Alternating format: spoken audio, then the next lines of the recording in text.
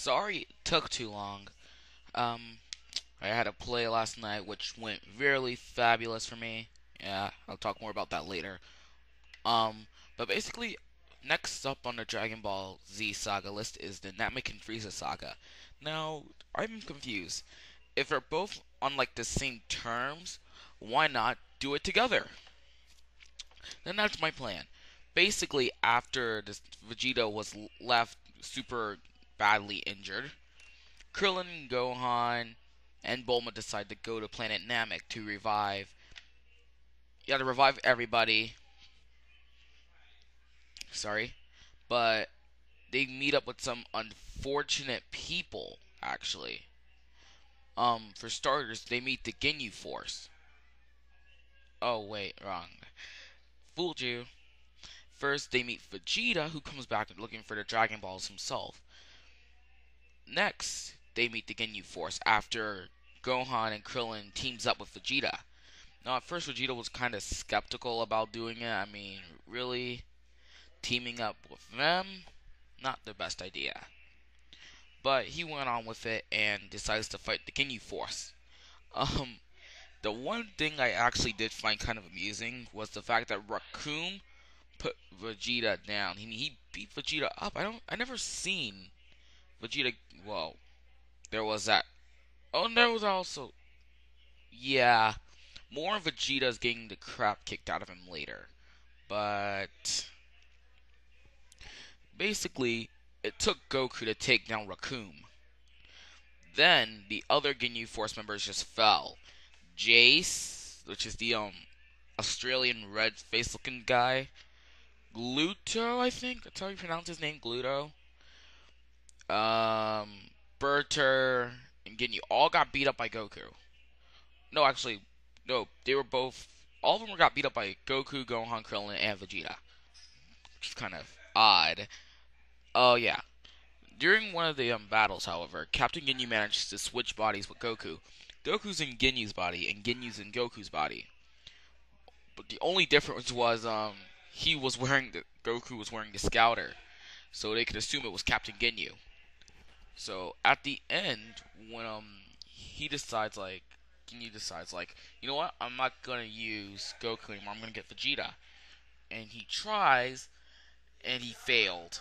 He switched bodies with a frog. I'm like, yep, he's a frog now. Oh, next on our list we got the Frieza.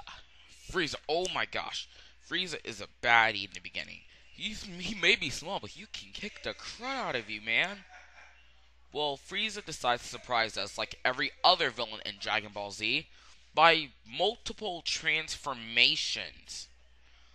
Now, if you're wondering what is it that makes him go cool, is the fact that he transformed. His second form is like a guy with horns, and he used that to fight Krillin and Gohan and Vegeta.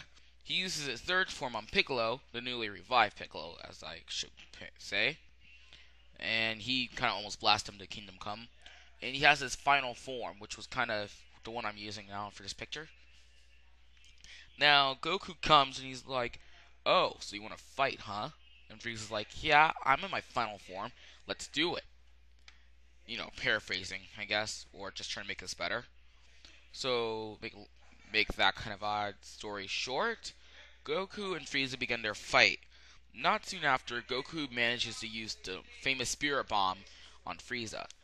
This kind of nearly totals the planet somewhat. Now, after everybody was like, yep, we did it. We beat Frieza.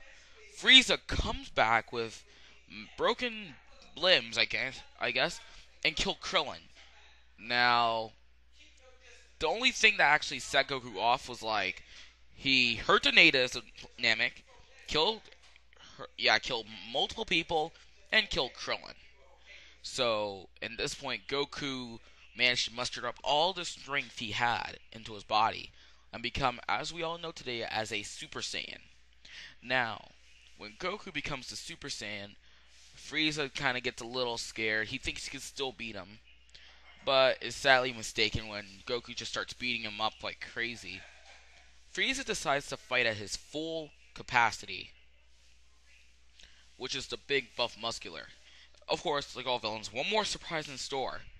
Now, Frieza's still trying to fight Goku, and I love the quote that Goku says, like, "I am the protector of the world. I am a Saiyan from Earth. I am Goku, and I'm..." Yeah, that the monologue where he tells Frieza who he is. That was good. Now, Frieza, this was kind of funny what happens to him. Part of it was kind of funny, then the other part was just kind of sad. I'm sorry. But here's what happened. Frieza has this attack called Death Salsa or Chaser, I guess what you call it. And basically, Frieza throws his discus thing. Um, like the Destructo disc used by Krillin, it's supposed to cut through anything, right? Well, he can control his disc. And let's see. Oh yeah, Frieza freaking miss and cuts himself in two. I'm like, he's dead. But no, he's all like, I'm still alive. I'm like, every villain needs like a good comeback line, but really, I don't think after getting cut into two pieces would help. You can just ask Goku that. He basically obliterated Frieza by using a Kamehameha with one hand. That's epic. Now, another question. How the heck did Goku escape from Namek? And, by the way, I think, and I know this is probably going to be odd, but if anybody ever watched alternate reality Dragon Ball Z, you know, and maybe it's actually literally in the series that Frieza has the worst way of saying time. But anyway, I digress from Frieza's sucky time telling to go back to what happened to Goku. Basically, Goku borrows Frieza's ship. He climbs on his ship and he's trying to work the mechanism before the ship falls into the lava and kills Goku. Now, Goku does manage to like get out and fly, but he crash landed on another planet. And if the name comes to me, it's Yarkon. And that's basically where the android saga comes in. But I'm gonna digress from it and focus more on some of the parts of the Namek saga. Now, also, I did mention I forgot to cut out. I cut out this fight actually. The Vegeta versus Zarbon fight, which is, in my opinion, pretty good. Zarbon is like this pretty alien guy. He's like, I'm so awesome, pretty. But when he has to fight, he uses his monster form. And he's like, I can't believe I have to use this form. Ah! And he transforms. Yeah, but Vegeta still kicks his butt. Now, the deaths. Well, not a lot of people died in this. Only the Namekians. I feel bad for the Namekians. I really do. There was also, besides Krillin's death, another death that stands out. Vegeta's death. Vegeta defied Frieza, and he's badly injured. And he's basically trying to fight Frieza with Goku. Now, what happened is Vegeta gets shot in the chest by Frieza's death beam. Basically, just with his finger, just blasted him straight into the hole. I'm like, dude, you should have moved. But then again, Vegeta did get this tar beat out of him by Frieza. Got thrown into a cliff, left and right, got blasted, got punched, got choked nearly to death. So, I'm pretty much saying he had no energy left to move whatsoever. Gohan managed to escape alive. Like, I wouldn't say he escaped unscathed, but he escaped with like an inch of his life. He did manage to save Bulma, who was kind of freaking out, and the other Namekians. And they all went to Earth, which is funny, because like, now with all the people there, we got we got talking bears, talking rabbits, got talking different people. Now we got Namekians! And they're on top of my list next to the blonde violent lady. Launch. Yeah. So this is me, Knight Rider 7602. I'll be right back to do the Android Saga. Thank you. Thank you. Come again.